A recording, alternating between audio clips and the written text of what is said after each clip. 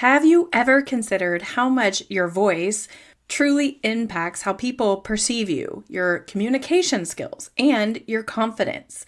I've recently taken some voice acting lessons and I'm taking another communication course, which all kind of wraps up into your voice and how we communicate and how much it really does impact all of the things that people think about you and what you think about yourself. So I've invited a special guest. Estelle Idoko is the podcast host of Sing Confidently, Live Creatively. She is a voice coach and she works with performers and artists who are on stage and really need help finding their voice. But I really think this is going to be helpful for you too. If you want to know how to build your confidence through your voice, this is the podcast for you. Help me welcome my special guest, Estelle Idoko. Estelle is one of the best. She has a great podcast. If you're considering all the fun things, especially if you're a performer or if you have something that you want to do that requires getting on stage, or even if it's not on stage, but you're a performer, Estelle is your girl. So Estelle, I'd love for you to introduce yourself to the audience and let's get going.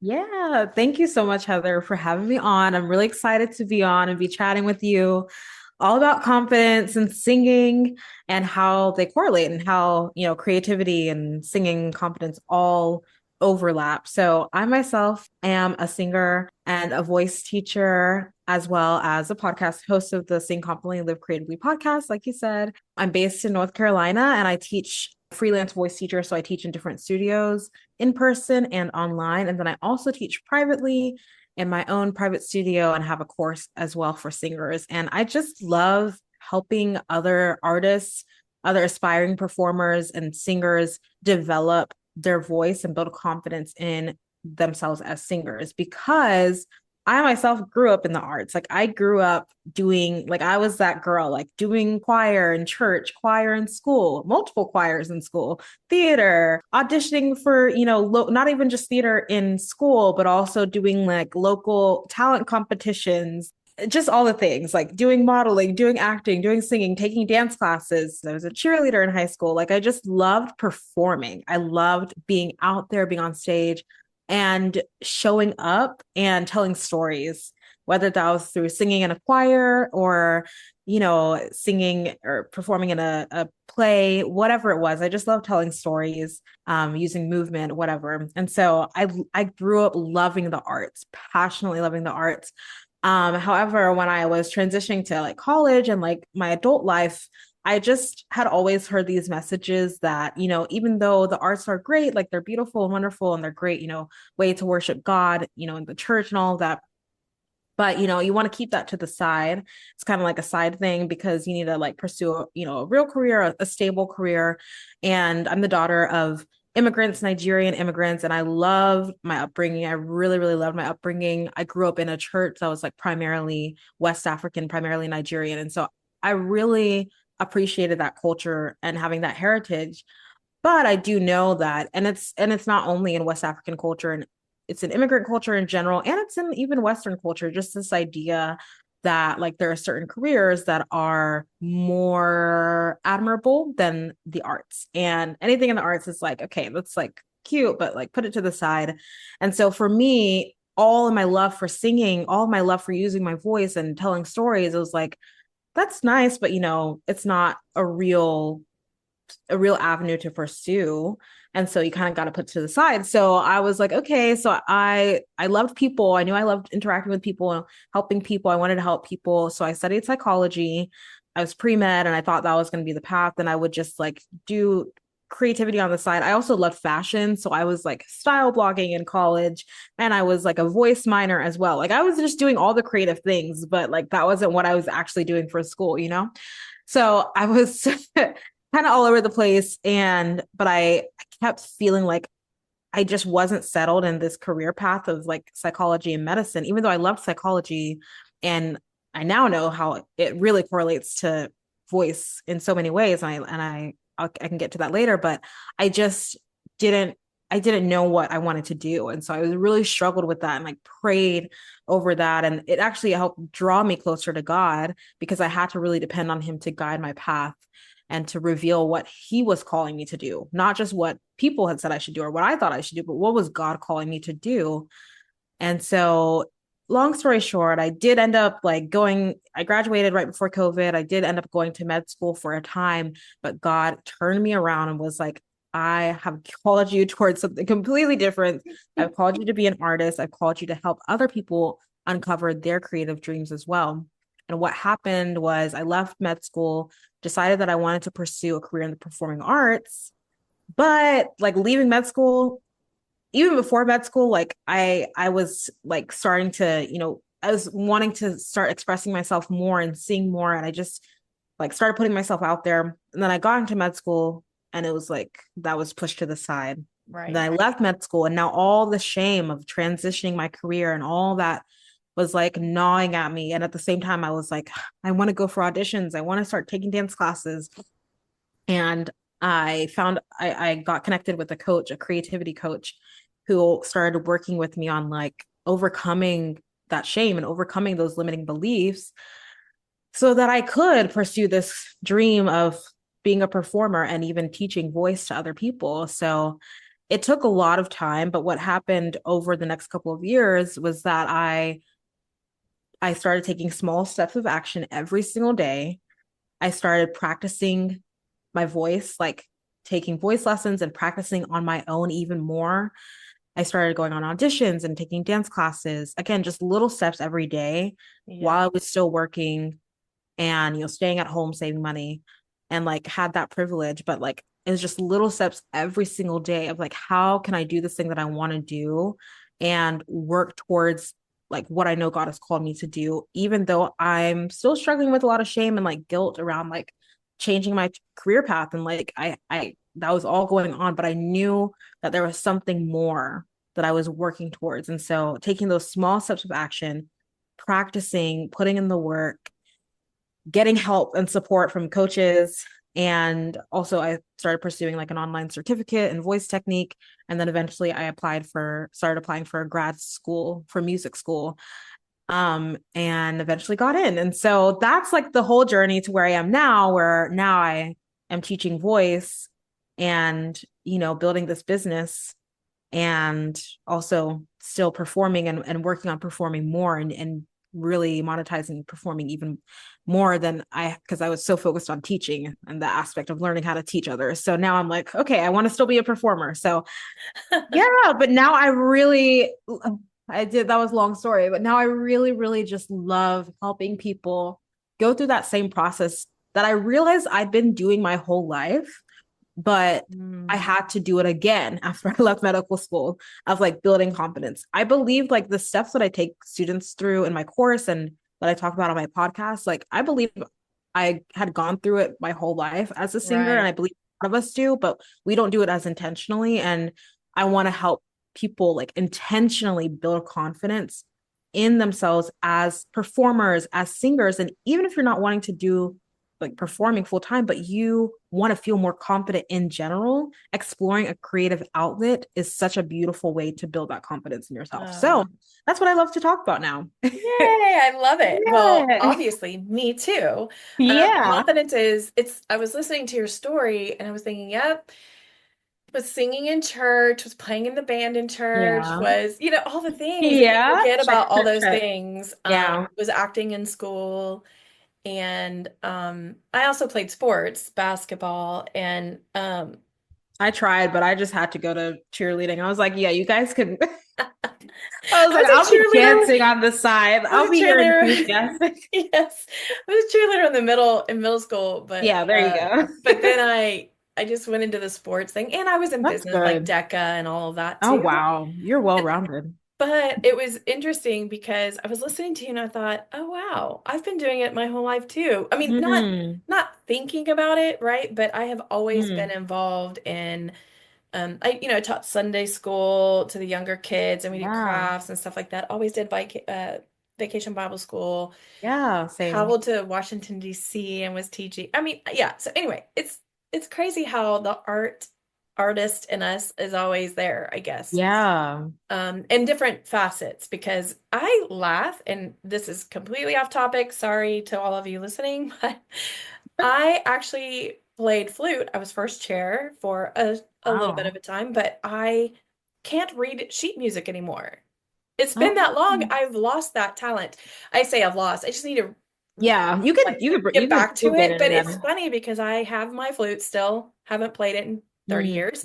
But anyway, or 20 something years. So anyway, I love your story. I think that's fascinating. That we all have a background, but I want to go back to one thing that you said that about medical school and about the mm, shame there.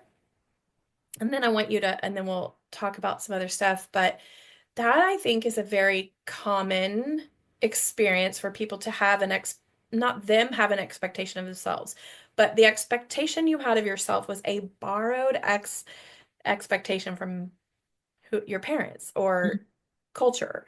And it is so common that people are told that they have to go somewhere that makes money or maybe more respected in certain areas.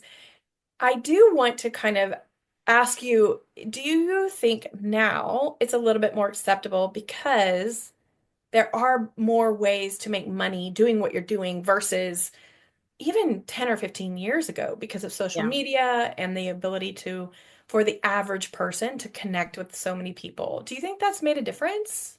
I do, but it might be just because of I might be biased though. Yeah, I think I do, but I might be biased because I'm now surrounded more by other artists who I see doing the work and I see them doing this and I'm like, okay, like it's definitely possible. And like I have been able to like cultivate like podcasts and people that I follow who are doing this work and like right. so I'm like, oh, like it's definitely like I feel like it's more acceptable and I tell people what I'm doing and like I'm getting less and less like clapback, I guess, or like I'm getting fewer people Pushback. who are like, yeah, pushing back and like being like, huh? But it still doesn't happen. So I don't know if it's my perspective because I'm older now and I like maybe just ignore like I don't take it to heart if anyone maybe reacts negatively to me saying like, oh, I'm a voice teacher and I'm a performer and like, oh, okay. Like people are like, oh, that's so cool, you know? But and I think also like but I do think that there's still some resistance there. So I don't know. I think it is in some circles probably more acceptable, but I still think that there's still work to be done of like allowing people that freedom from Hmm. feeling like they have to pick a certain career. I do think it's better. Like there are more options for sure, and there are more opportunities for different types of careers. But I do think when it comes to the creative space and the arts and entertainment industry, I especially in Christian circles, I still think there's still work to be done of like, Right. no, this is possible and you could do this and you can also glorify God with this career and you can also Yes. still like I believe there's a way that you can find a way to make money and do this sustainably. I'm still in the journey of doing that and learning that, but I do believe that it's possible because I see it more and I've Right. surrounded myself with people who believe it. But it might be my bias. I don't know for sure, honestly.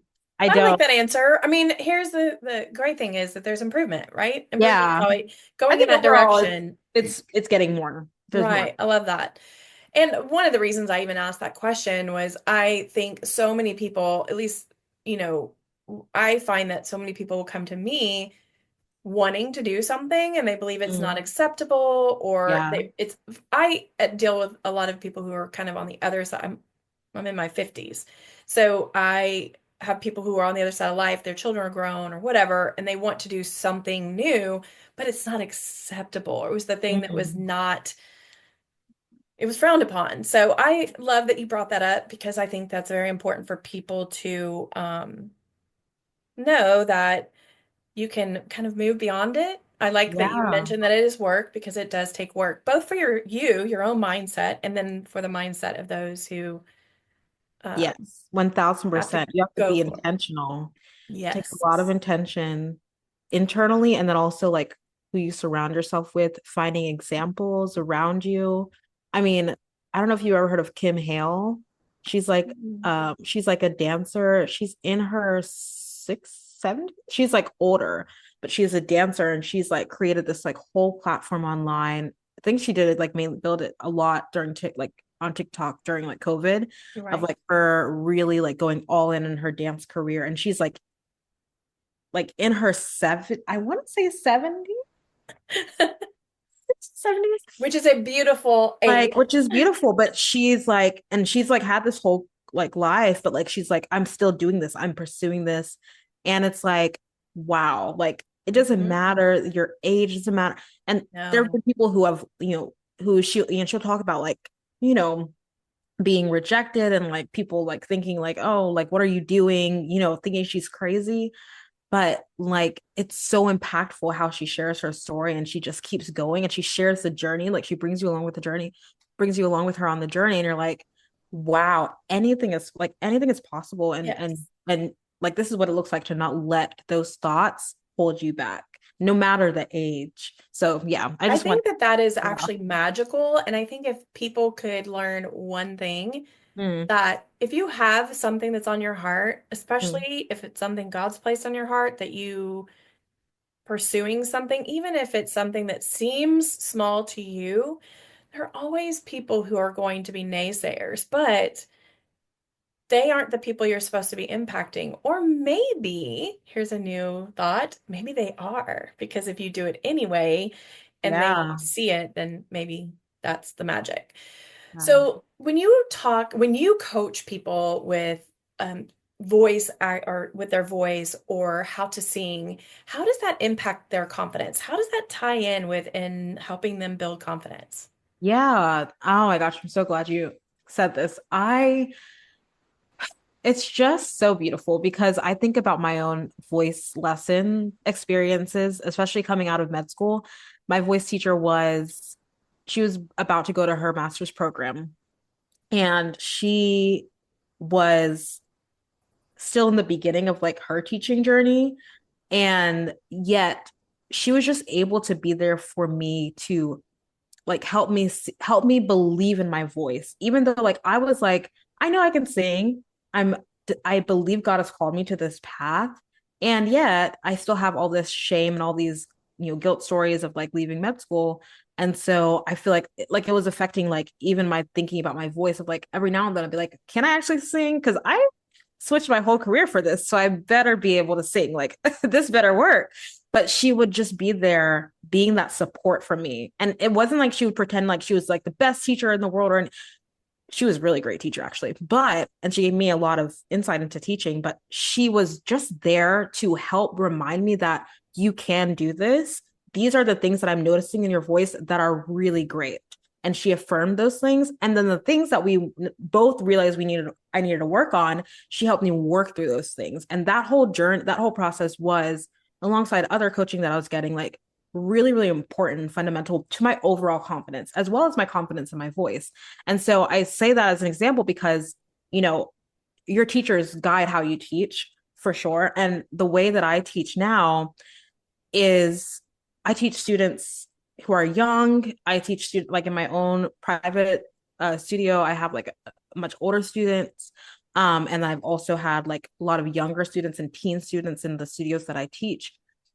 And it doesn't matter the age. It's the same idea of helping them hear themselves sing, first of all, like listen to your own voice, learn to listen to your own voice and notice what is good about my voice. What do I like? What did I enjoy? Even if it's one small thing, what did I enjoy? What did I like? And then we can think about what are some things. Let's just start with one or two things that we can start to work on, that we can tweak, that maybe isn't feeling so great. And not even just like you don't like how it hears. What is actually behind that? Does it not feel great? Is there tension on that note? Does it feel it's too high, it's out of your reach?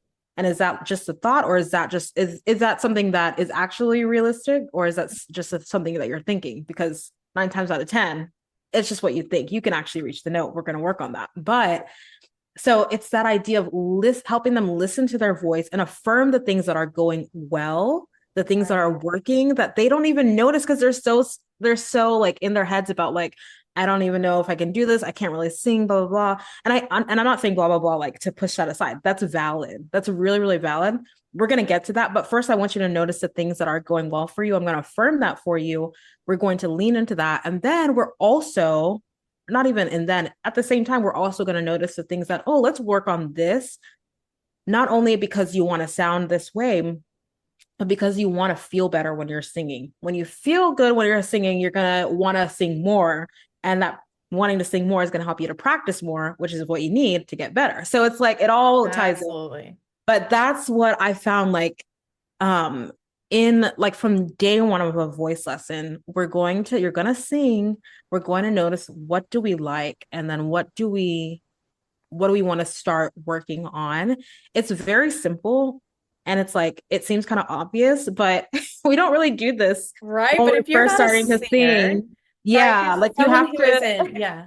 that's where we start with actually listening to your voice. Don't just not Yeah. just sing, but listen to your voice and notice what we want to affirm and what we want to tweak a little bit. So that's kind of like where I like to start. And yeah, that's how we get to our true sounds as singers. So yeah. I like that you start with what you like because so often Hmm. we are focused, hyper Yep. focused on what we don't like. Yep. And it's hard to build confidence if you're only focused on what you don't like because every one of us has beautiful things about our voice and every one of us has not so beautiful things about your voice.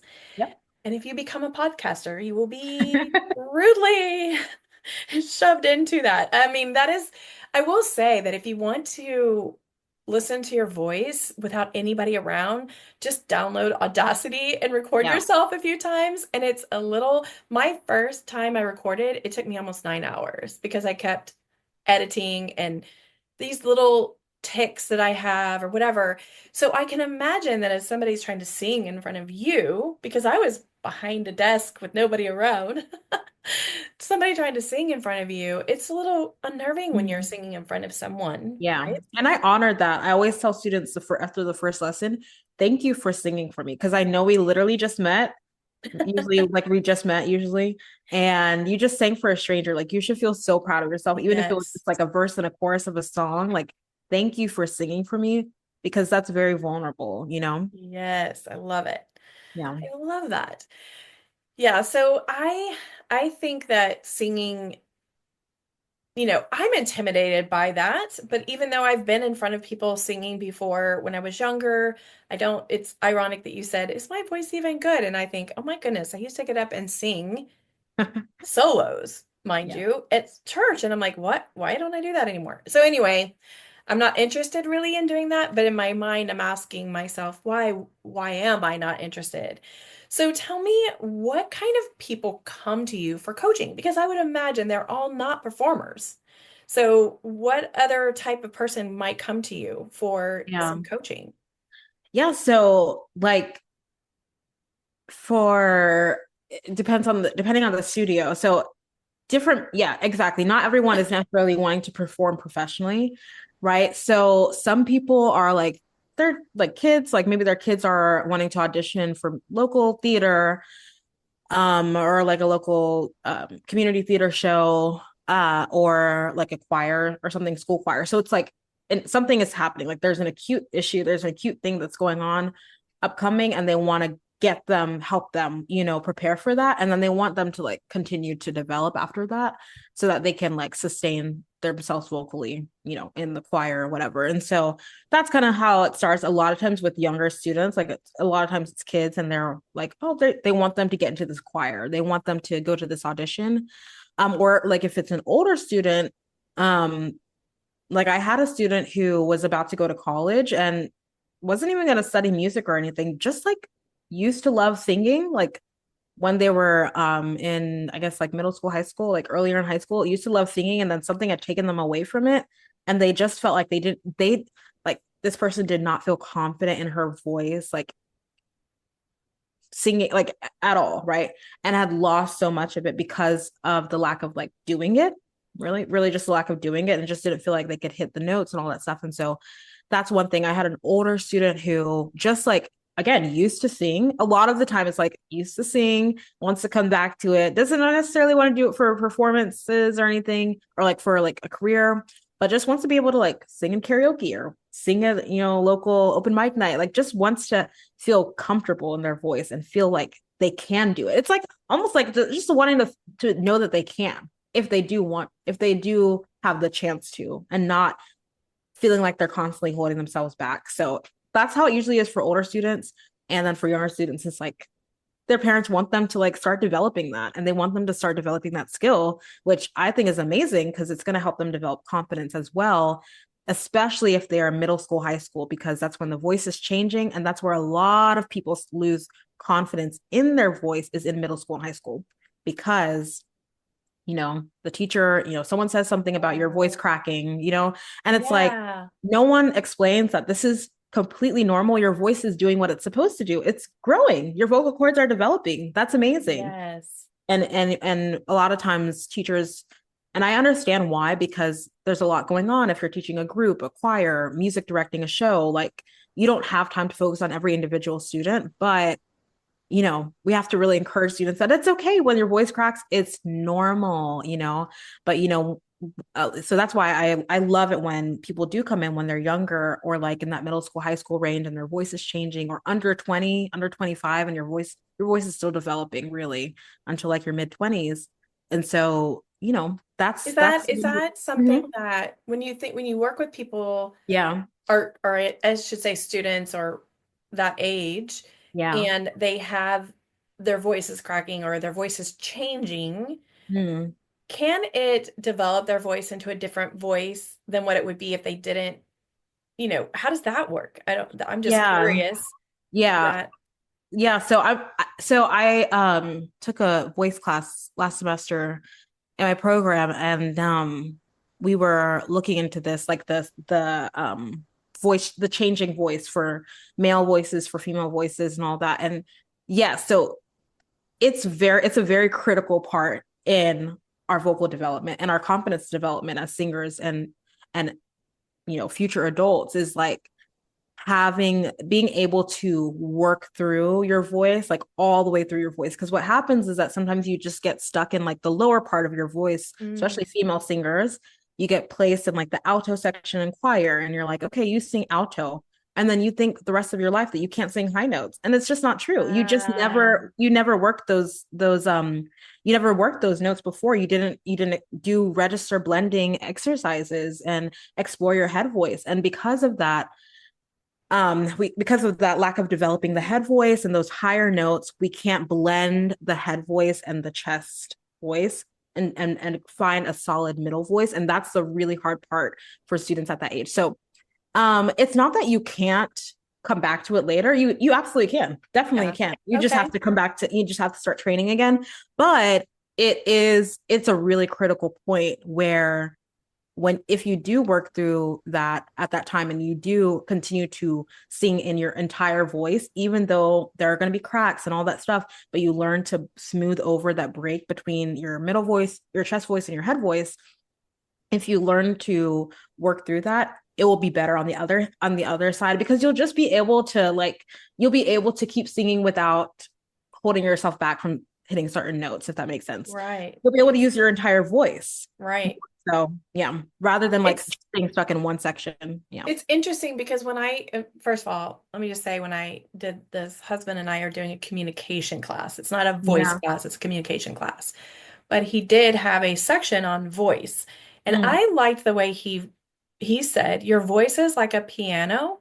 You have 88 keys. Most of us choose about 5 keys, and that's where we stay. And he's like, most people just don't practice the other keys. That's all it Yeah. is. And he said it's an instrument. When you play an instrument, you want to play all the instrument, not just part of it, right? And he's Yeah. like, when you start using it, and that fascinated me because I thought, I have never, ever in my entire life, I'm a communication major, my degree is in communication.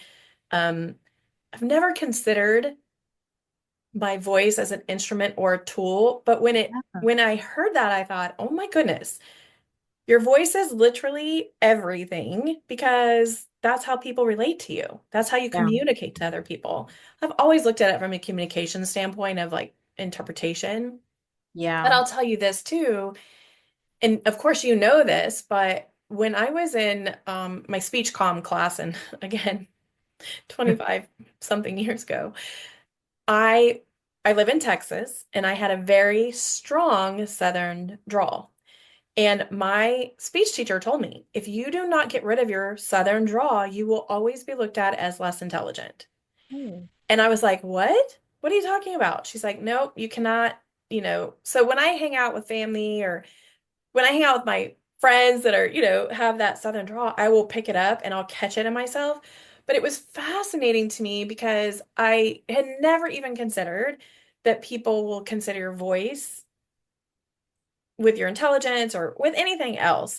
So do you ever coach people who are just, say, somebody who is like maybe a president or someone who isn't performing, but Mm. maybe speaks in front of big groups, like at work or something like that? Is that something you would do? Yeah, I haven't had the opportunity to, but I find that so fascinating because it is so, sometimes it's something that we so often don't, we minimize, like how relevant our voice is, and being able to use your voice well and utilize your voice and speak in a way that truly expresses who you are, whether like sing, speak, it doesn't matter. Singing is just speaking on pitch. Okay, singing is just speaking, but you're intentionally using a pitch, and you're adding some, you're connecting the notes, right? You're connecting the pitches. That's it. Right. Okay. It is Ah, still, it's the love same, that. it's So still much using the, simple.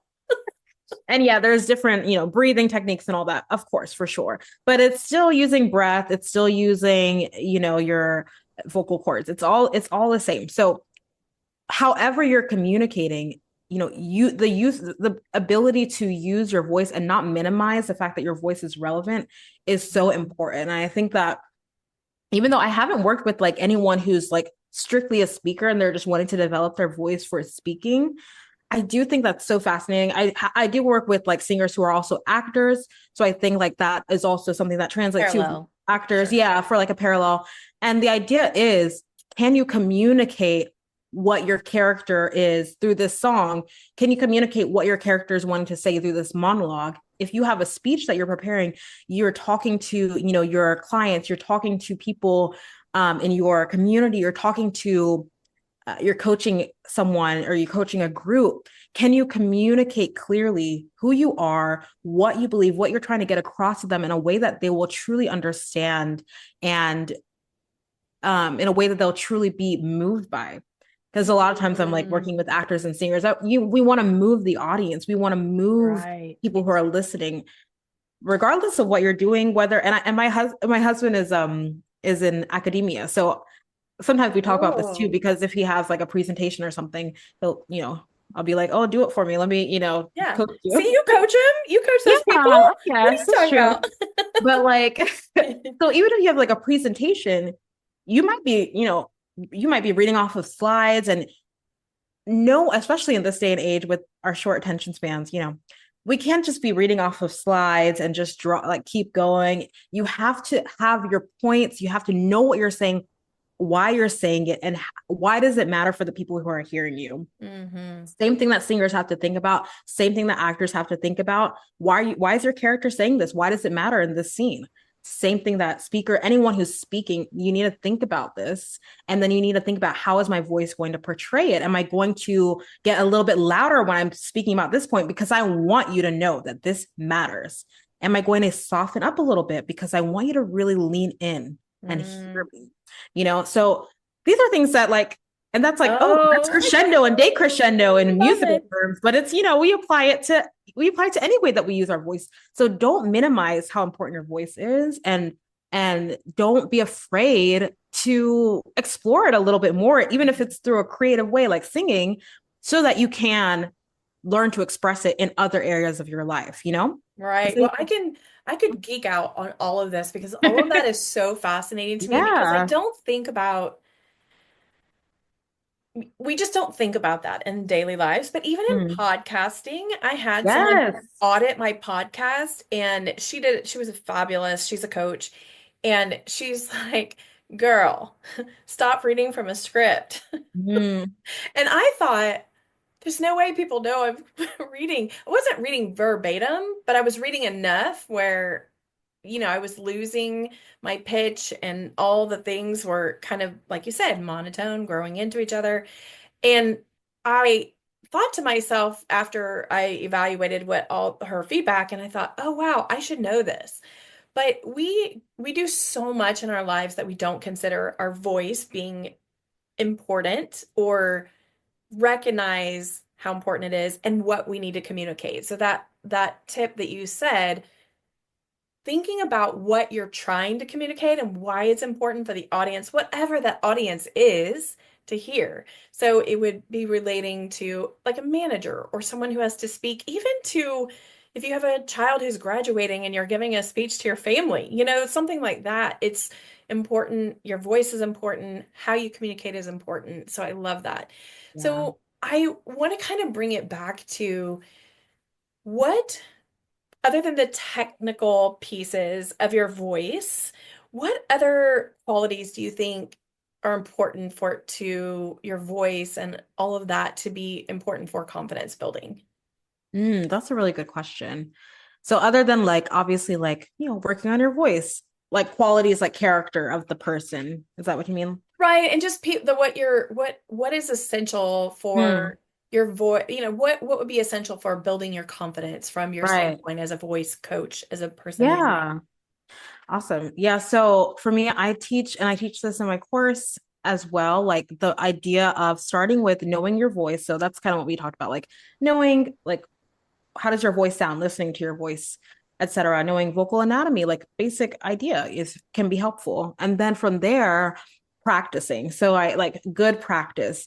And and this goes for anyone who has like a speech coming up, you have something that you are preparing for, especially if you do with like performance anxiety or like any sort of stage fright, which you and I have talked about before on my Yes. podcast. And you mentioned something that is really, really, really fascinating. And that is the idea of, and you can do this in your practice time, which I recommend anyone who wants to explore singing to just like, you don't necessarily have to get a coach immediately. Like just start to practice on your own, start to sing on your own. And in your voice practice, prepare for whatever it is that you want to be doing. So if you want to be singing on stage, like when you want to do a karaoke night, you want to sing with some friends, it can be as small as that. Or if you are wanting to practice a speech for something, right?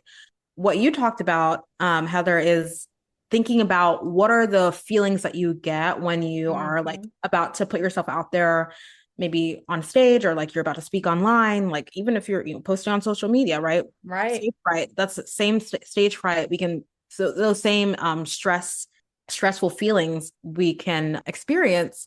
Think about what those are, and then see if you can find a way to experience that, but like in a safer place, right? So that's called Right. stress inoculation is what it's called, of like, or anxiety inoculation, where you like actually think about those triggers, like those things, those emotions that you experience in that stressful moment, and actually kind of set it up so that you can maybe experience that even during your practice time. So you already are anticipating that feeling that you're going to have. Right. Also think about I guess like kind of mirroring exactly what you would do before a performance or Right. before you are going to go on to speak.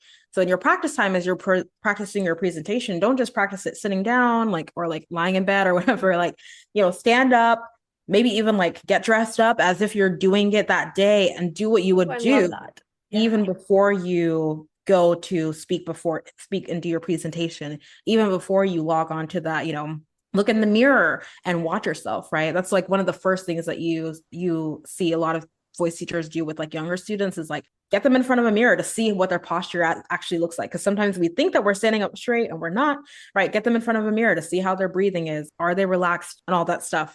Yeah, stress inoculation. So thinking about those feelings that you will feel when you get stressed and when you're about to perform and you're about to get on stage or you're about to log into the Zoom, and see if you can maybe mirror that in a smaller way during your practice session. So, and then like structure your practice session to look like a performance in and of itself, of like actually how you would realistically do that performance or that presentation. And so that's all part of practice time, right? It's Right. practice is like the thing that no one who uses their voice, I feel like a lot of people who use their voice in one way or another, whether speaking or singing, a lot of times don't really practice. And it's so funny Right. because I think it's because we feel like our voice is, it's internal, like we got it, we're good.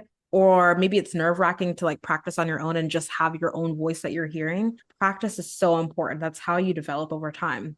That's how you notice what's going well in your voice and what's feeling off. So you're bringing up practice. So I want to bring up something, and we haven't talked about this yet. So if you don't want Mhm. to go here, please tell me no. It's okay. But one of the things that is a new thing for me to hear Yeah. about, or at least new to my, to my vision, is Hmm. that it's really important if you have something big coming up, or even just speaking in front of people, or even a podcast, that you should be warming up your voice and your, Yeah. and I was like, what do you mean? I talk all the time. Like, doesn't that matter? So can you talk to that a little bit? Just out of something Yes. random and fun, but Oh my gosh, Heather, you are speaking my love language. I love vocal warm-ups. Anyone who listens to my podcast or like even follows me on Instagram, I'm like always doing a vocal warm-up. oh, And how people like funny. who I sing in church choir. I'm taking a break from church choir actually right now, but in like church choir, every time I come to rehearsal, they already know like this girl's gonna do a warm-up or she's gonna lead us through a warm-up if she's the one leading the practice. So like I just love a good vocal warm-up because I used to not like warm-ups and low-key I still don't really like them because they're kind of like a thing you have to do. But it's because I always felt like they were boring. Right. But they don't have to be boring and they're so helpful for your voice. And when I begin to intentionally warm up my voice, again, that period after medical school, especially, I did it before medical school too, but even after medical school, but I was like, oh, I'm pursuing this for real, for real. I need to be warming up my voice every single day if I really want to be intentional about using my voice. If you're a business leader, you're someone who is wanting to be in the podcasting space, or you just want to have a creative outlet in singing and you want to be intentional about it, be intentional about preparing your voice to do the work that you're going to make it do. It's the same thing that you would do if you were going to be intentional about working out and moving your body because you want to be healthy, right? You got to make sure you warm up your body. Your voice is a muscle, but it's actually not just a muscle. Your singing incorporates multiple muscles. So you need to be able to warm up your voice, not in a way that will be beneficial for you. So whatever you're doing. So for me, of course, as a professional singer, I might have a different warm up than what I would give my younger students for sure, but it's the same idea. You're going to start with something gentle and easy for your vocal cords because you just want to ease it in. And especially for speakers, I would say you probably don't need to do a super intense warm up, but even if you're about to go sing or speak somewhere or get on a Zoom call, it can literally just be doing some lip trills, right? Doing like trilling your lips, Yeah. or like some people do like lip or water bubbles. You can take your straw and your cup and you can like just blow bubbles into the That's water. fun. Mm-hmm. I like And you doing do that that, with and how you do fun. that, and you just like slide up and down on different pitches, like ooh, like doing some slides. You can do that on lip trills. You could do that on water bubbles. You can do that on tongue trills, like rolling your R. Rolling your R. It's like so Funny. that's like a very easy way to just ease yourself into using your vocal cords without doing like a super intense warm up. That is just increasing blood flow to your vocalis muscles, to your which control your vocal cords, which are the muscle like underneath your vocal folds. And then you have like other muscles that you'll be using. You'll be increasing blood flow to them, and it's just a very easy way of starting to warm up your voice. And then from there, you can do other things like la la la la la la la, like like things that you Yeah. kind of hear a lot. Right. La Because that la was la my vision of it la, when I heard it. I yeah. was like, oh, yeah, I remember that. I'm like, Yeah, la, la, you can do la, some la, of la. that Yeah, stuff, yeah. but really, I would say like, and even like humming is another easy way to ease your voice, just ease your vocal cords into movement. Before you do anything else, one of those like sliding up and down on an ooh, ooh, on a lip trill, on a tongue trill, blowing bubbles or humming. That's a great way to start. And then from there, you can do other exercise, other warm-ups as well. I would also suggest breathing techniques, just taking some low, slow, deep breath, relaxing your shoulders, expanding your stomach as you inhale, and as you exhale, engaging your abdomen. That's a really nice deep breathing technique that singers use. And so I think that's also a great one to add in there. But yeah, I have like vocal warm-up exercise episodes that I do sometimes, but I think for speakers, it might not necessarily take as much as a singer might take, but I think it is super important. Yeah, I Well, I think it's just super wonder, important. I think there's so much that's missed Mm, that would benefit speakers, podcasters, mm. managers before they go into a management meeting. Even I think of my past world, I was in HR and I would do open enrollment meetings, and you're talking to maybe 100 people about insurance and open Yeah. enrollment and Even teachers use their teachers. voices so Yes. much. Singing Yes. teachers included. Like, I'm like, Yes. by the end of the day, I'm like, oh my gosh, I've been singing, I've been talking, Yes. I've been singing and talking. Like, Yes. it's crazy. Yeah. Yes. So I love it. Well, thank you for letting me completely derail us a little No, bit it's on that, but okay. I love it. And I think it's actually great information for other people. Plus, I have noticed learning how to project my voice more, that after Mm, a while of heavy energy and projecting, my voice will, or my throat will kind of dry out. And then the tail end of everything starts to kind of yeah. bleed. I think that's what got me into looking into it more. And so when I heard that, I was like, oh, wait a second. It just hit me when we were talking. She could probably tell us a lot about Yeah. that. And so I Warming think up it's your voice important. beforehand. Yeah. Will Yes. help you ease into like the use of your voice so that you're not just all of a sudden talking and talking and talking for a long time without having given your voice that supportive like start. And then from there, continuing to drink water, staying hydrated, because your vocal cords can't hydrate themselves. So you have to, Oh, yeah, okay. that's why you have to continue to drink water. You can't manually hydrate. Like you can wash your hands, right? You can see, but you can't really do that. When you drink water, your epiglottis closes so that the water doesn't get into your vocal cords. Otherwise, you choke. So you can't Oh, yeah. directly hydrate your vocal cords. So you have to drink water, not just like right before you have a meeting or right before you have a podcast, although that's great for like dry mouth and everything, but even beforehand, like Mm. continually hydrating your body is continually hydrating your vocal cords, especially in the wintertime, etc. So I could get I into all of this, love but it. yeah, Well, you little bring up vocal a health. really great, and we'll kind of wrap it up because I know everybody's probably like, oh my gosh, so much. But There's so much, when yeah. you mentioned, well, there's several things you mentioned that I want to highlight real quick and then we'll wrap it up. You Sure. mentioned dressing the full part and practicing the full part. Well, of Yes. course, that's part of confidence as well. We all know that we have an outfit. Don't you have an outfit that just makes you feel like you can walk into any room and you Yes. feel magical? I mean, I have that in my head right now, what that outfit is. But I also, have outfits that I wouldn't want to walk out my front house. And I always think, I hope my house never burns down when I'm in that outfit because I wouldn't even want the firemen to see me. So, you know what I'm saying? So it Yeah. matters how you dress, being hydrated ahead of time, practicing and understanding your voice Yeah. and having that power. So all of that. I mentioned all those things, but is there anything else that you'd like to share that is kind of what you would share to people when it comes to singing and how that ties into confidence or even just voice and voice care? Mm. What would you like to say to? Yeah, there's so much that has to do with the voice, and that's why it's fascinating to me. And I just love learning more and more from every student, like everyone, you learn more. And I would say ultimately, because it always goes back to the heart, like I could give you all the practical tips and tricks and warm-ups and skills, but it goes back to what you believe.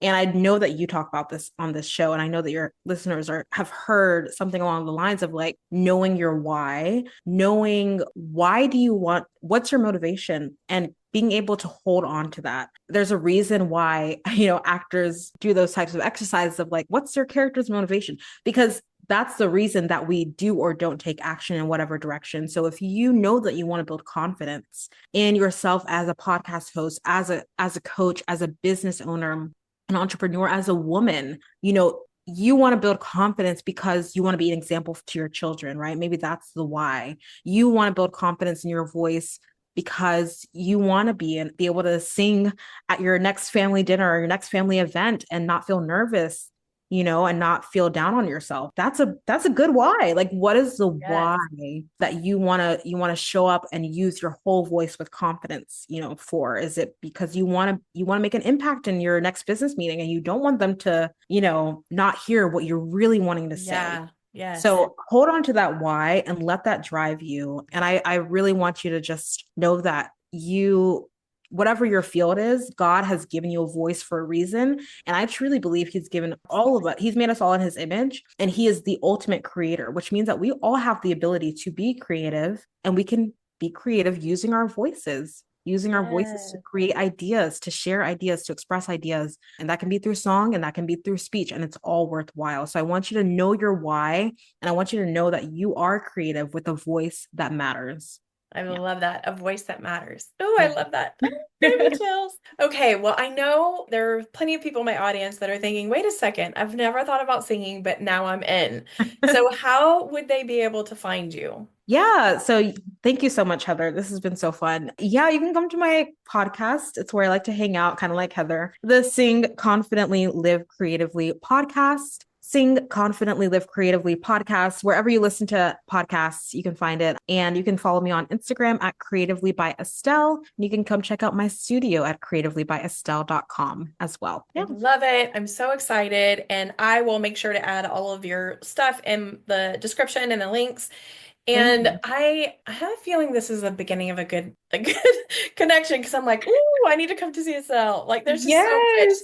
Your voice is so powerful. And Mm. so I just think it's a beautiful thing. And I love the work you're doing. So thank you for all the work that you're doing in the world. Thank you for Thank you. joining us here at the Crazy Confidence Coach podcast today. And I have a feeling we'll see you again. So take care. Have a great day. Thank you. You too.